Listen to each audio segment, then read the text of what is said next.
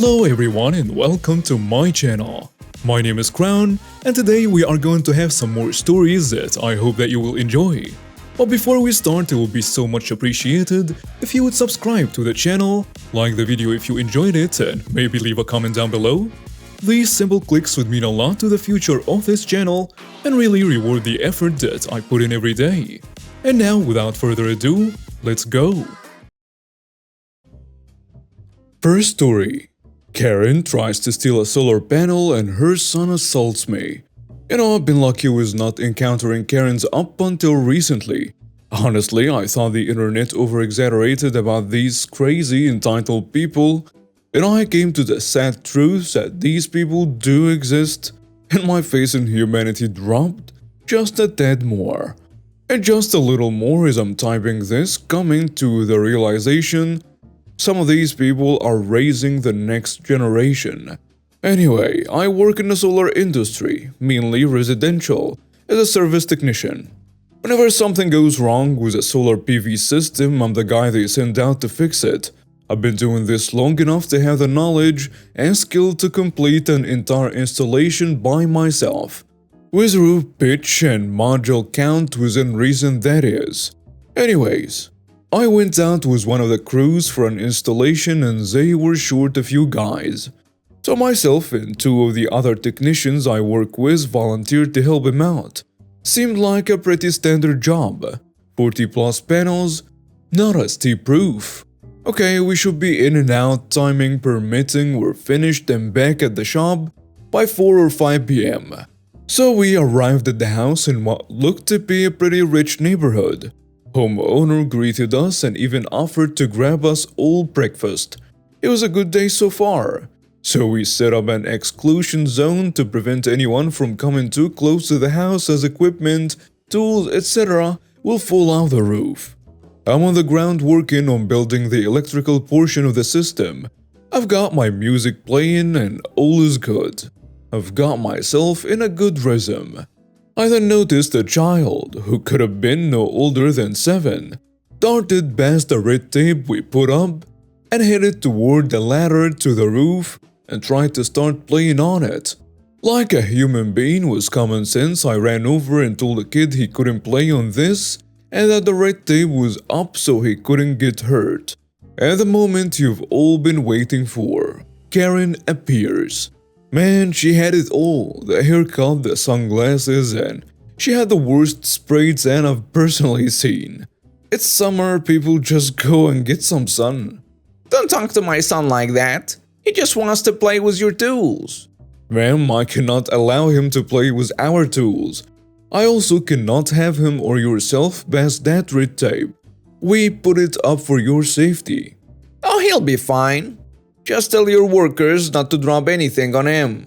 Me, who had just lost a couple brain cells from her response, say, I can tell them not to drop anything all day, but that doesn't exclude the fact accidents happen, and we cannot risk anyone who is a non-worker to be hurt.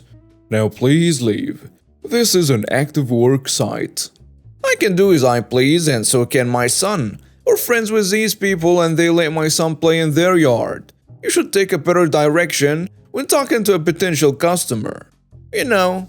Ma'am, until I have site plans for an installation on your house, how I speak to you is not a concern I have. If I sound cross, I apologize, but I have now told you twice that I cannot have you pass that red tape. So I'm asking you once again, please take your son and leave before either of you get hurt. This is an active work site. She grabbed her child's arm and stormed off, while also tearing off a section of the exclusion zone tape and storming over to her house 2 doors down. I stood by our trailer to take a breather and began chain smoking. I try not to get stressed out so much, being my job is already stressful as it is, but I have zero patience for people with no common sense, especially if they are a parent. A little while later, panels are prepped. Roof is spaced out. For anyone who knows about solar installations, we used a rackless system instead of actual rails. We're now just finishing off the electrical before placing the panels into position.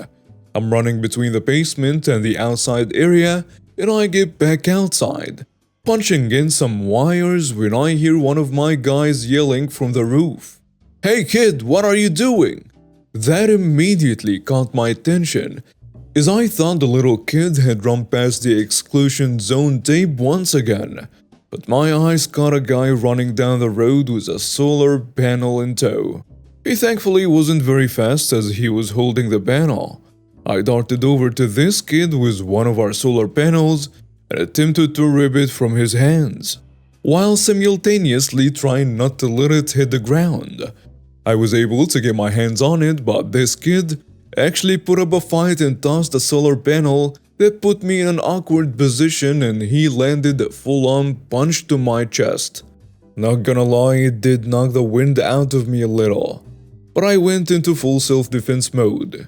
The kid wanted to take another shot at me since I didn't completely go down, and I immediately put him on the ground without throwing any punches. I did not know how old this kid was, and I didn't want to get in trouble for hitting a minor, but I wasn't about to let this kid continue to hit me. I'm thankful I have a little background in amateur MMA and a police officer dad and an older brother who've taught me stuff over the years. So I had the kid down on the ground pinned, and out comes Karen running, screaming like a banshee. The typical, "I'm calling the police," and "You just assaulted my son." I really asked myself if this was happening. I tell her your son was stealing a solar panel and punched me in the chest. I had to defend myself.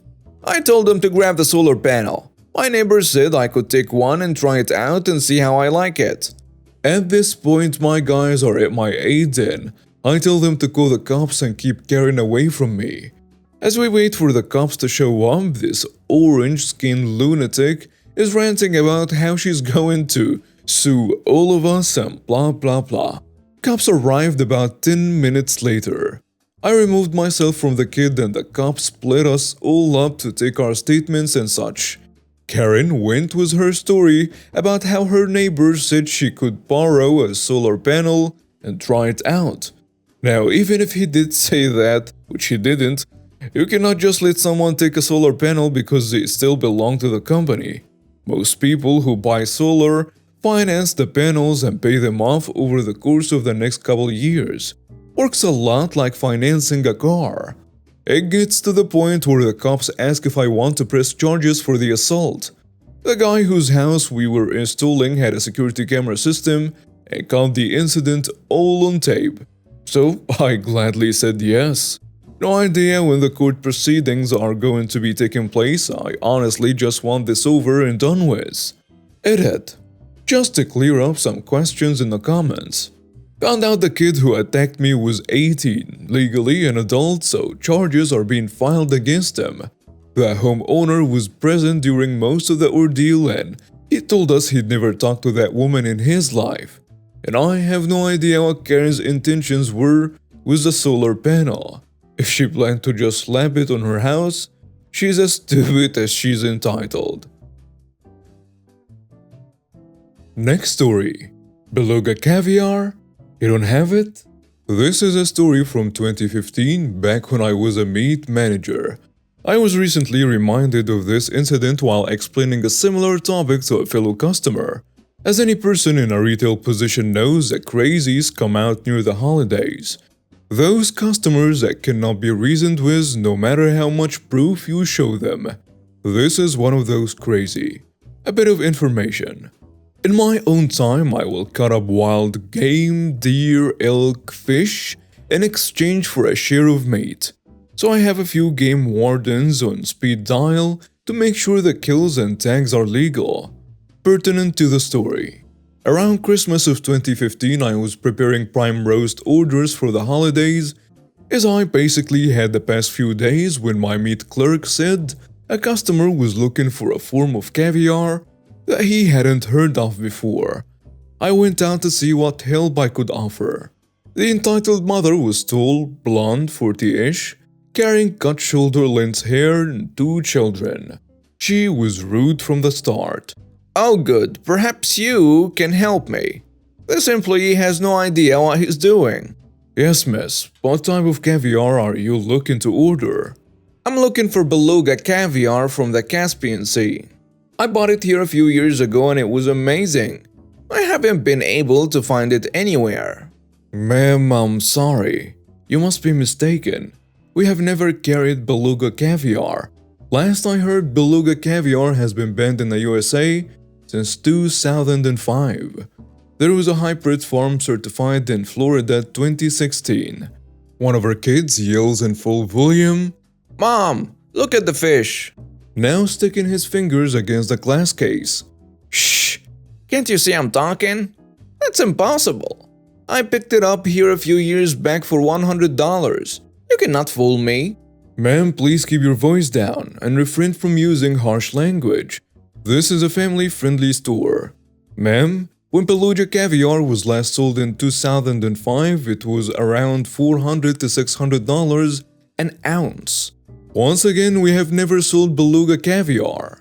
Perhaps it was a different sturgeon caviar. We have some that are at the $100 price range. I don't believe this nonsense. I know what I bought. My husband is on the city council and I'm going to tell him about this and get you shot down. At this point, I walked away to call security. She had left when I had gotten back. I didn't think much of it afterwards and just said it's just another crazy customer. A few weeks later, the same Karen came back, but this time to gloat. I came to show you that we were able to get it. The price was ridiculous, but we have photos showing it is a real deal. She had photos of not only the fish that was caught and killed for the eggs, but video of 3 men catching it and gutting it. The weight, cost, shipping ticket, proof, and pictures of them eating it. She was also here to place an order for a roast. I asked the clerk to get the order, asked for an address under the premises, of it being over a $200 order. I went to the back and called the game warden, Fish and Wildlife. I reported to the store manager what I had been shown and had the approval to report it. Game warden came in asking for the entitled mother's information and it was freely given. I heard from the same game warden a few months later when calling about a few Chinook salmon a man brought in. The entitled mother was given a search warrant and was found to have illegal beluga caviar in their freezer. After lab tests, I guess. I was told that they were given a fine of $1,200 for the caviar, but still had a pending trial that could charge them up to $25,000 and jail time for their actions that lead to the deaths of an endangered species, international shipping of illegal goods, and a few others I don't quite remember. I offered to be a witness, but as they had the pictures, product, and messages between the sellers and the entitled mother, they had plenty of evidence for a conviction. Edit. I forgot to mention the entitled dad did work in the city council, but not as a seat or such.